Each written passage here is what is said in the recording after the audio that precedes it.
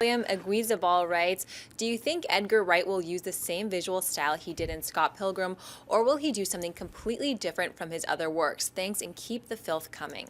I'm assuming you're talking about Ant-Man.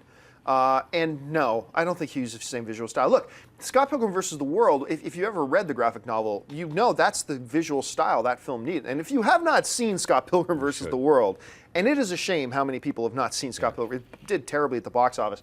It's a wonderful film, but it's very much in keeping with its source material. So it was very much almost a panel by panel kind of expression on the screen the way they did it, and it was perfect for that.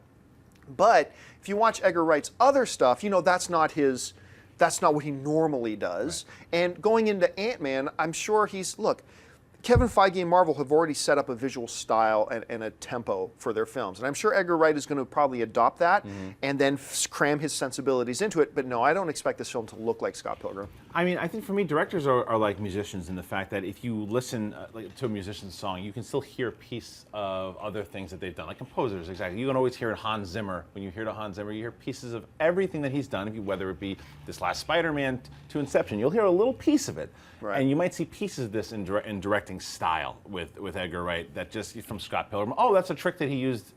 But overall, I think, yeah, you have to you want to do that exact thing. Is that later on going, oh, that is how they shot Ant-Man. That reminds me of Ant-Man, because that's what Edgar Wright does. He makes you remember his movies by the style fitting that film. Hey everyone, if you liked this video, click that thumbs up button and make sure to subscribe to our AMC Movie News YouTube channel. It's free and helps you stay up to date with all the latest movie news, as well as our daily AMC movie talk show. Also, make sure that you follow us on Facebook and Twitter to stay up to date with all of our special promotions, contests, and prize giveaways.